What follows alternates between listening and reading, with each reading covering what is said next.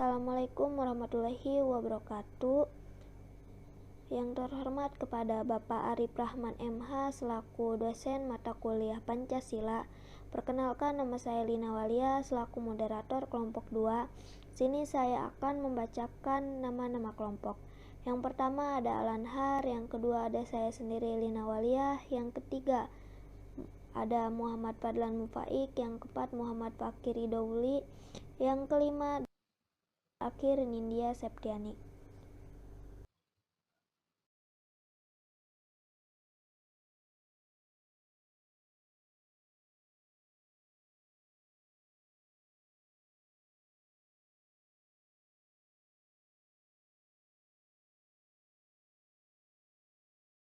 Jadi di sini saya akan menjelaskan tentang pengertian dan ruang lingkup HAM atau hak asasi manusia. HAM adalah hak-hak yang melekat pada diri manusia. Tanpa hak itu manusia tidak dapat hidup layaknya sebagai manusia. Kita dilahirkan atau dihadirkan ke dunia itu sudah memiliki hak untuk hidup ataupun hak yang lainnya. HAM bersifat umum atau universal karena diyakini bahwa beberapa hak dimiliki tanpa perbedaan atas bangsa, ras, atau jenis kelamin. HAM juga bersifat supralegal, artinya tidak tergantung pada adanya suatu negara atau undang-undang dasar. Kekuasaan pemerintahan bahkan memiliki kewenangan lebih tinggi, karena berasal dari sumber yang lebih tinggi, karena hak itu lebih tinggi, yaitu asalnya dari Tuhan. Undang-undang menjelaskan Undang-Undang Nomor 39 atau tahun 1999 tentang HAM mendefinisikan HAM sebagai seperangkat hak yang melekat pada hakikat keberadaan manusia sebagai makhluk Tuhan yang Maha Esa.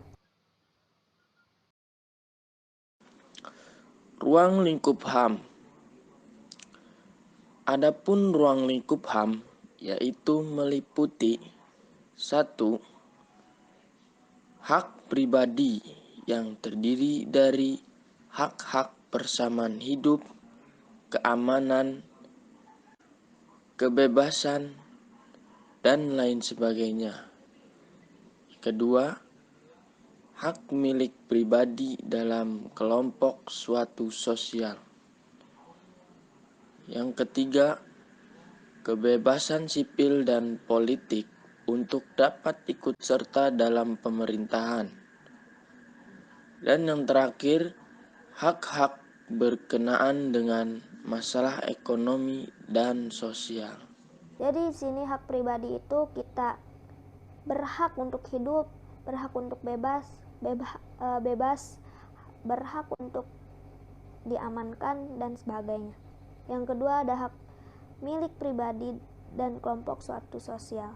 Yang ketiga ada kebebasan sipil dan politik untuk dapat ikut serta dalam pemerintahan. Jadi di sini yang ketiga itu kita berhak untuk memilih siapa yang menjadi pemimpin kita di politik. Yang terakhir ada hak-hak berkenaan dengan masalah ekonomi dan sosial.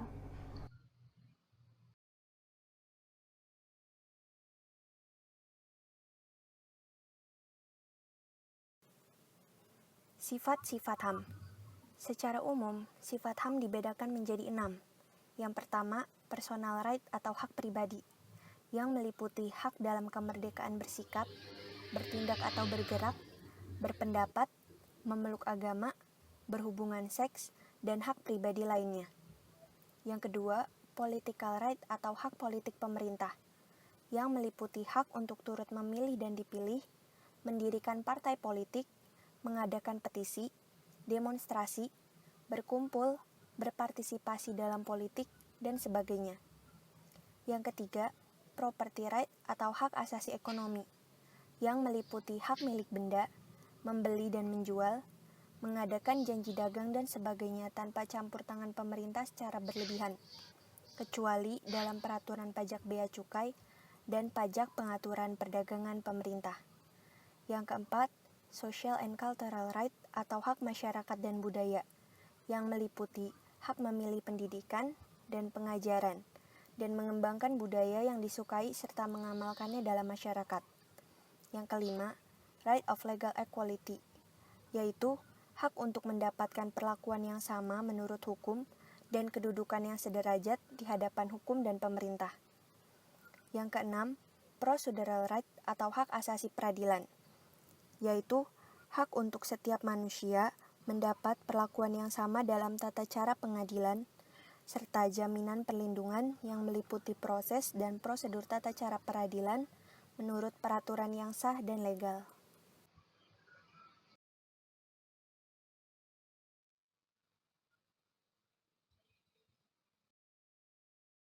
Dasar HAM di Indonesia didasarkan pada Konstitusi NKRI yang meliputi pembukaan Undang-Undang Dasar 1945 dalam alinea pertama, Pancasila dalam sila keempat, batang tumbuh Undang-Undang Dasar 1945 dalam pasal 27, 29, dan 30, Undang-Undang Nomor 39 Tahun 1999 mengenai HAM, dan Undang-Undang Nomor 26 Tahun 2000 mengenai Pengadilan HAM.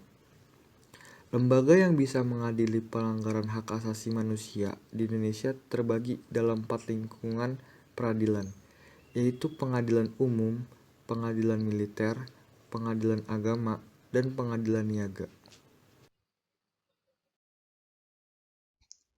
Program Penegakan Hukum dan HAM Nomor 7 Tahun 2005 meliputi pemberantasan korupsi, anti-terorisme, dan pembasmian penyalahgunaan narkotika dan obat berbahaya.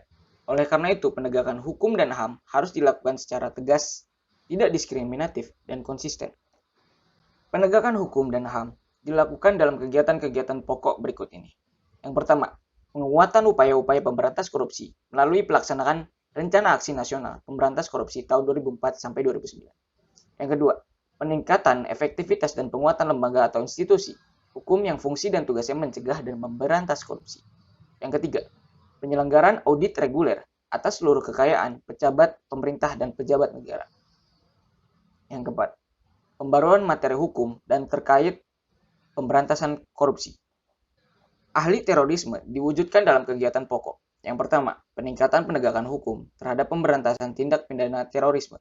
Yang kedua, peningkatan fungsi intelijen negara agar aktivitas terorisme dapat dicegah pada tahap awal, serta meningkatkan berbagai operasi keamanan dan ketertiban.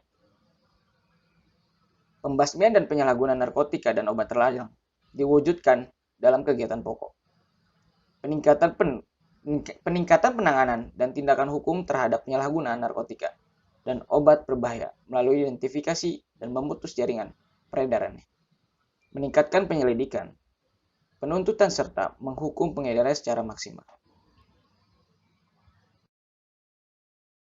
Mungkin segitu saja dari kelompok kami. Jika ada kesalahan dari kata-kata maupun dari materi, mohon dimaafkan. Kurang lebihnya mohon maaf. Wabillahi taufiq wal hidayah. Assalamualaikum warahmatullahi wabarakatuh.